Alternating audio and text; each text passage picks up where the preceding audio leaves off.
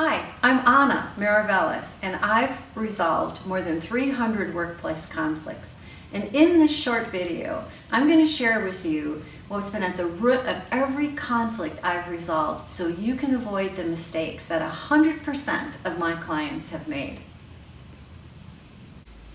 Imagine Jack, a COO, and Jill, the VP of Marketing, have a disagreement. Perhaps conflict is awkward for them, or they lack confidence in their ability to address it, so they both subtly withdraw.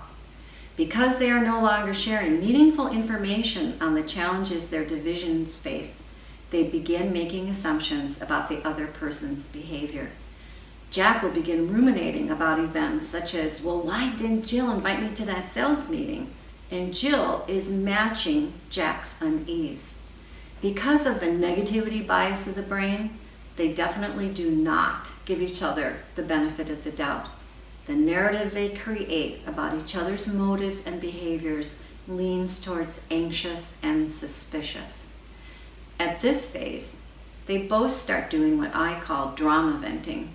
Instead of talking to each other, they begin talking about each other to express their fears and look for support.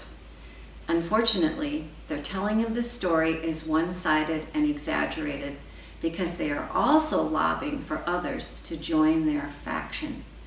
As the conflict spreads, mean-spirited name-calling begins, and I can guarantee you that their comments will spread through the organization and leak back to the target. Both individuals will feel betrayed when they hear what the other person is saying about not only them, but their group. Now they begin elevating their concerns to a third party, such as human resources or the board or the company president. Each of them will go in alone and demand, do something. We all agree that other group is the problem. The stakes and visibility of this conflict have now skyrocketed. This small disagreement has now evolved into a high-stakes, toxic power struggle involving scores of employees and leaders. Without help to de-escalate, they will face two dismal choices. One of them will be terminated, or Jack and Jill and their divisions will struggle with mistrust for the rest of their tenure together. Jack and Jill can serve as a cautionary tale for us. When you disagree at work, don't withdraw.